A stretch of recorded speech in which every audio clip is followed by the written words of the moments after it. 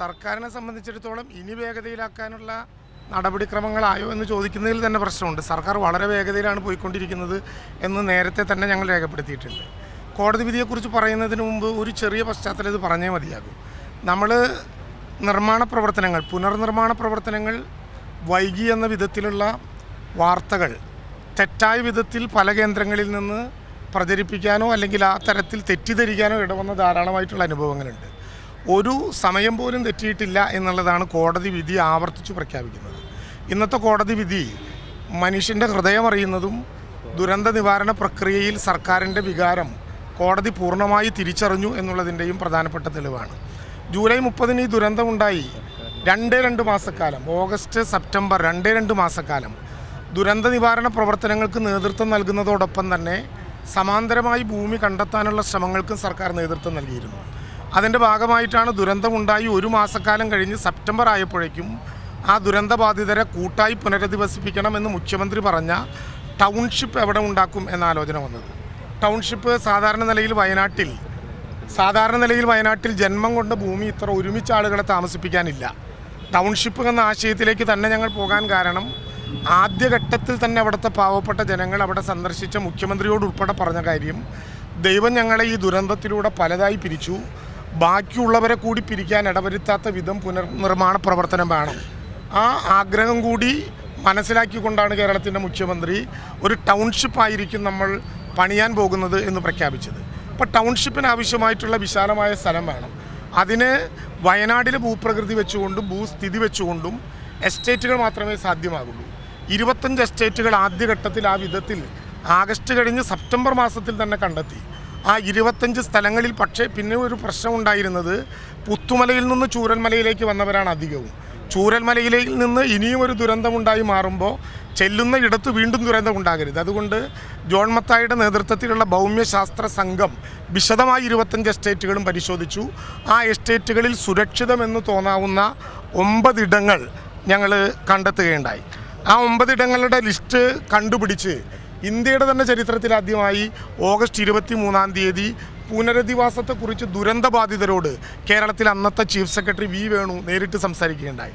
സാധാരണ ഒരു സ്ഥലം കെട്ടെത്തിയാൽ കുറച്ചാൾക്ക് അവിടെ അല്ലെങ്കിൽ നഷ്ടപരിഹാരം കൊടുത്ത് അവർക്ക് കിട്ടാവുന്ന സ്ഥലം, അവിടെ ഉണ്ടായ ചർച്ചകളിൽ മുഴുവൻ ആളുകളും പറഞ്ഞത് ഞങ്ങൾക്ക് മേപ്പാടിയിൽ തന്നെ വേണം, മേപ്പാടിയിലല്ലെങ്കിൽ ഏറ്റവും അടുത്ത സ്ഥലത്ത് വേണം.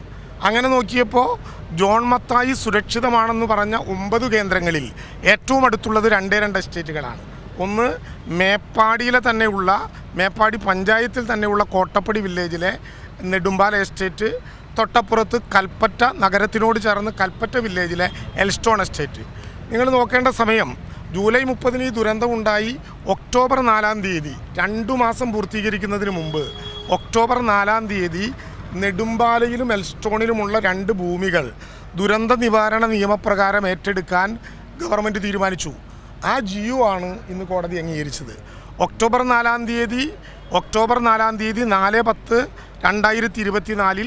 11/2024 DMD എന്ന നമ്പർ പ്രകാരം ഗവൺമെൻറ് ഇറക്കിയ ഉത്തരവ് അന്നു സാധ്യമായെങ്കിൽ അന്നു തന്നെ നടപടിക്രമങ്ങൾ ആരംഭിച്ച് ഇപ്പോൾ വീടിൻ്റെ നിർമ്മാണം ആരംഭിക്കുമായിരുന്നു. പക്ഷേ ഇത് DMD പ്രകാരം ഏറ്റെടുക്കുമ്പോൾ, ദുരന്ത നിവാരണ നിയമപ്രകാരം ഏറ്റെടുക്കുമ്പോൾ ഒരു പക്ഷേ അതുമായി ബന്ധപ്പെട്ട എസ്റ്റേറ്റുകൾക്കുണ്ടായ സംശയ ദൂരീകരണത്തിന് കൂടി വേണ്ടിയാകണം അവർ കോടതിയിൽ കേസ് കൊടുത്തു. ഒക്ടോബർ 4 എടുത്ത ഉത്തരവ് റദ്ദാക്കണം എന്നാവശ്യപ്പെട്ടുകൊണ്ടായിരുന്നു കേസ്. കോടതി പ്രധാനമായും ചോദിച്ചൊരു കാര്യം, DMD പ്രകാരം അഥവാ ഡിസാസ്റ്റർ മാനേജ്മെൻറ്റ് ആക്ട് പ്രകാരം നിങ്ങൾ ഭൂമി ഏറ്റെടുക്കുമ്പോൾ വില കൊടുക്കാതെ ബലം പ്രയോഗിച്ച് ഏറ്റെടുക്കാനുള്ള ശ്രമമാണോ? ഞങ്ങൾ പറഞ്ഞു ഒരു കാരണവശാലുമല്ല. LARR 2013 എന്ന ഇന്ത്യയിൽ ഭൂമി ഏറ്റെടുക്കുമ്പോൾ നഷ്ടപരിഹാരം കാണേണ്ട തുക വെച്ചു തന്നെ ഞങ്ങളത് കാണും. പക്ഷേ എസ്റ്റേറ്റുകളുമായി ബന്ധപ്പെട്ട ചില സിവിൽ കേസുകൾ നിലനിൽക്കുന്നുണ്ട്. അതിൻ്റെ വിധിക്ക് അനുസൃതമായിരിക്കണം പണം അവസാനമായി കൈകാര്യം ചെയ്യാനുള്ള സ്ഥിതി. ഇത്രയേ നമ്മൾ പറഞ്ഞിട്ടുള്ളൂ. എന്തുകൊണ്ടാണ് പിന്നെ ഡിസാസ്റ്റർ മാനേജ്മെൻറ്റ് ആക്ട് പ്രകാരം ഏറ്റെടുക്കാൻ കാരണം? LARR 2013 അനുസരിച്ച് ഭൂമി ഏറ്റെടുക്കാൻ ശ്രമിച്ചാൽ ആ തുക തന്നെയാണ് കൊടുക്കുന്നത്. പക്ഷെ ആ നിയമം അനുസരിച്ച് ഭൂമി ഏറ്റെടുക്കാൻ ശ്രമിച്ചാൽ ദീർഘമായൊരു കാലയളവ് വേണം. LARR 2013 4-1 വേണം, SIA സ്റ്റഡി വേണം, പിന്നെ എക്സ്പെർട്ട് കമ്മിറ്റി വേണം, അത് അംഗീകരിക്കണം, 8 to 11 month പ്രൊസീജിയറുകൾ വേണം, BVRും DBSും തയ്യാറാക്കണം, 19(1) നോട്ടിഫിക്കേഷൻ വേണം, എന്നിട്ട് മാത്രമേ അവാർഡ് എൻക്വയറി നടത്താൻ പറ്റൂ. അപ്പോൾ LARR 2013 26, 27, 28 പ്രകാരം തുക നിശ്ചയിക്കുകയും എന്നാൽ LARR 2013 അഡ്വാൻസ് പൊസഷന് വകുപ്പില്ലാത്തതുകൊണ്ട് ഡിസാസ്റ്റർ മാനേജ്മെൻറ്റ് ആക്ട് അനുസരിച്ച് അഡ്വാൻസ് പൊസഷൻ ഏറ്റെടുക്കാനേ ഞങ്ങൾ ഉദ്ദേശിച്ചിട്ടുള്ളൂ. ആ കാര്യമാണ് ഇന്ന് കോടതി അംഗീകരിച്ചത്. ഗവൺമെൻറ് ഒക്ടോബർ 4 പുറത്തിറക്കിയിട്ടുള്ള ഗവൺമെൻറ്റിൻ്റെ ഉത്തരവ് സ്ഥിരീകരിച്ചുകൊണ്ട് അതിനെതിരായിട്ടുള്ള പരാതി തള്ളിക്കൊണ്ട് ഇന്ന് കോടതി ഉത്തരവായിരിക്കുന്നു. സ്വാഭാവികമായിട്ടും LARR 2013 അനുസരിച്ച് പണം കാണണം എന്ന് കോടതി പറഞ്ഞിട്ടുണ്ട്. അതുതന്നെയാണ് ഉദ്ദേശിക്കുന്നത് സർക്കാർ.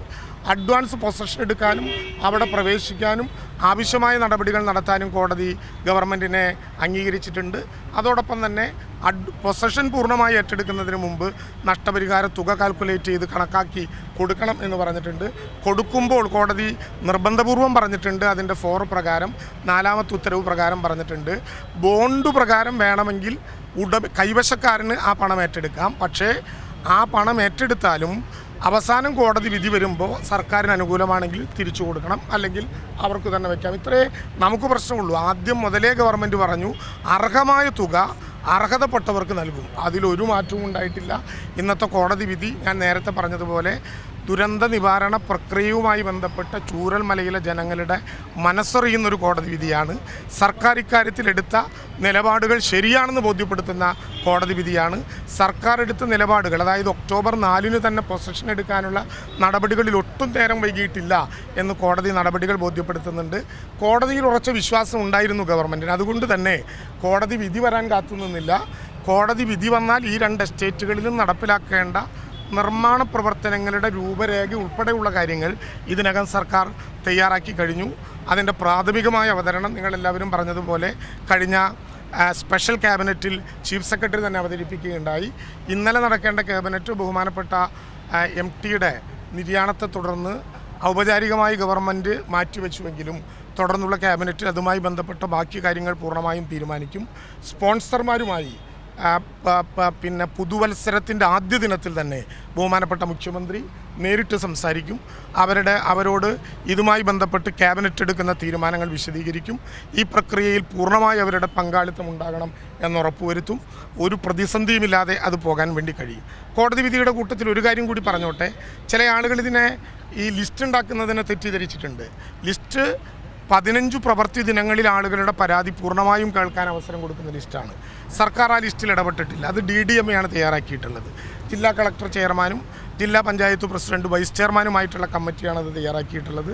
അതിലെ ഡബിളിംഗ് ഉൾപ്പെടെയുള്ള എല്ലാ പ്രശ്നങ്ങളും അതിൽ ഉൾപ്പെടാതെ പോകുന്നവരുടെ അവകാശവാദങ്ങളും പൂർണ്ണമായി കേട്ടുകൊണ്ടായിരിക്കും തെളിമയാർന്നൊരു ലിസ്റ്റ് വരാൻ പോകുന്നത്. സെക്കൻഡ് ഫേസ് എന്ന് പറഞ്ഞാൽ ഇനി രണ്ടാമതെടുക്കാവുന്ന ലിസ്റ്റല്ല. 2ാം ഘട്ടം എന്ന വാക്കു പ്രയോഗിച്ചത് ജോൺ മത്തായിയുടെ നിർദ്ദേശപ്രകാരം നോട്ട് ടു ഗോ സോൺ എന്ന് പറയപ്പെടുകയും ആക്സസ് ഇല്ലാതെ ഒറ്റപ്പെടുകയും ചെയ്യുന്ന മുഴുവൻ ആളുകളെയും ഉൾക്കൊള്ളുന്നതായിരിക്കും 2ാം ലിസ്റ്റ്. 2 പേർക്കും ആവശ്യമായിട്ടുള്ള 2 ലിസ്റ്റുകാർക്കും ആവശ്യമായിട്ടുള്ള പുനർനിർമ്മാണ പ്രവർത്തനങ്ങൾ കൊടുക്കും. കോടതിയുടെ വിധി സർക്കാരിൻ്റെ പ്രവർത്തനങ്ങൾക്ക് കൂടുതൽ ഊർജ്ജം നൽകി.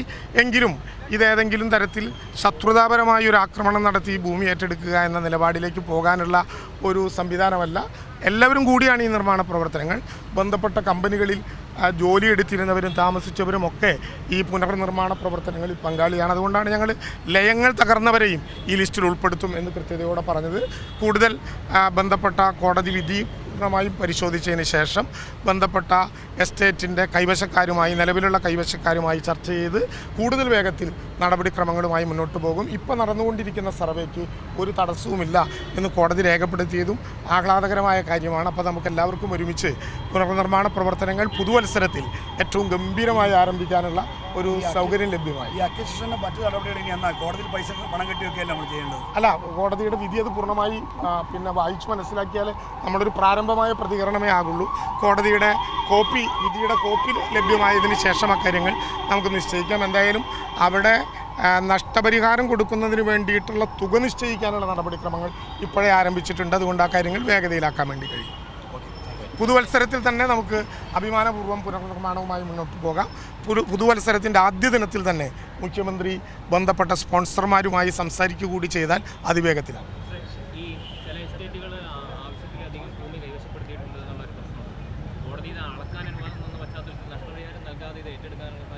അല്ല, അത് രണ്ടല്ലേ വിഷയം. കോടതി അധിക ഭൂമി വെച്ചതല്ല നെടുമ്പാലയുമായി ബന്ധപ്പെട്ട പ്രശ്നം. നെടുമ്പാലയിലെ ലാൻഡ് റിസംപ്ഷനുമായി ബന്ധപ്പെട്ട കേസാണ്. എൽസ്റ്റോണിലെ ഭൂപരിഷ്കരണ നിയമപ്രകാരമുള്ള കേസാണ്. ഭൂപരിഷ്കരണ നിയമപ്രകാരമുള്ള കേസും ലാൻഡ് ഇതനുസരിച്ചിട്ടുള്ള കേസും കോടതി വിധി വരുന്ന മുറയ്ക്ക് നമുക്ക് തീരുമാനിക്കാം എന്ന് പറഞ്ഞിട്ടുണ്ട്. മറ്റതല്ല കേസ്. അപ്പോൾ അതുകൊണ്ട് ലാൻഡ് റിസംപ്ഷൻ പ്രകാരമുള്ള കേസാണ്. സിവിൽ സ്യൂട്ട് നടന്നുകൊണ്ടിരിക്കുകയാണ്. അതുമായി ബന്ധപ്പെട്ട തീരുമാനം അത് വരുമ്പോൾ എടുക്കാം. ഇപ്പോൾ പ്രയാസപ്പെടാനൊന്നുമില്ല എന്ന് മാത്രമല്ല, ആശങ്ക നീങ്ങി. ആകാശത്ത് ആളുകൾ കണ്ടിരുന്ന കാർമേഘങ്ങളും പോയി. കോടതി വിധി എതിരായി വന്നാൽ എന്ത് ബി പ്ലാൻ എന്ന് വിശദീകരിക്കേണ്ട കാര്യമില്ലാത്ത വിധം പ്ലാൻ എയിൽ തന്നെ നിൽക്കാനുള്ള അവസരം കിട്ടി. സന്തോഷം. പുതിയ വാർത്തകളും വിശേഷങ്ങളും ഇനി വിരൽ തുമ്പിൽ. എല്ലാ ഡിജിറ്റൽ പ്ലാറ്റ്ഫോമുകളിലും ഇപ്പോൾ സീ മലയാളം ന്യൂസ് ലഭ്യം.